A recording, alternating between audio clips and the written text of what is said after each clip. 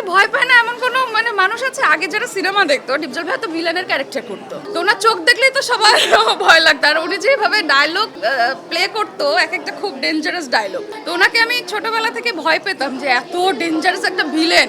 আর দেখতে শুনতেও মাশাল্লাহ ভিলেনের মতোই আসলে।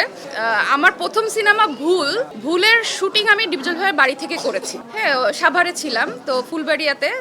প্রথম শুটিংয়ের সময় উনি আমাকে ডাক দিয়েছিলেন যে আমার বাসায় কোন টিম এসেছে, ভুলের টিম এসেছে, আচ্ছা ওদের টিমের সবাইকে ডাক দেওয়ার জন্য। তো যখন আমি প্রথমে সামনাসামনি ডিপজল ভাইকে দেখলাম, তখন আমি প্রথমে যেতে চাইনি ওনার সামনে। ওই সিনেমার ভিলেন, না জানি সামনে কি করবে, ওরকমই কিনা মানুষটা, খুব ভয় পেতাম। তো পরে আমার ডিরেক্টর বলছে, রাজু আহমেদ ভাই বলছে, না উনি অনেক ভালো মানুষ, তুমি সামনে চলো, দেখবা তোমাকে অনেক আদর করবে, স্নেহ করবে তোমাকে। আমি আমার সাথে নিয়ে গেল, উনি বলছে আচ্ছা আপনি কিন্তু দেখবেন, আপনি কিন্তু সামনে থেকে যাবেন না। বলে যে আচ্ছা। আমি আবার আমার মায়ের আঁচল সবসময় ধরে রাখতাম, আম্মুর আঁচল ধরেছিলাম যে আম্মু তুমি সামনে থেকো। এবার গেছি, যাওয়ার পরে দেখলাম যে না, অনেক আদর করলো, আমার মাথায় হাত দিয়ে দোয়া করলো এবং আমাকে প্রথম দিন অনেক চকলেট গিফট করেছি। তখন থেকে মনে হলো যে না, মানুষটা আসলে অন্যরকম। অনেকগুলো ডায়লগ তো উনি তো অনেক অনেক মানে ডেঞ্জারাস, উনার মতো করে তো আর কখনো পারবো না। আর এটা আমি বলতেও চাই না, ওনার সবগুলো ডায়লগই যখন ভিলেন ক্যারেক্টার করতেন তখন অনেক সব ডায়লগই তো একদম হিট, ফেমাস।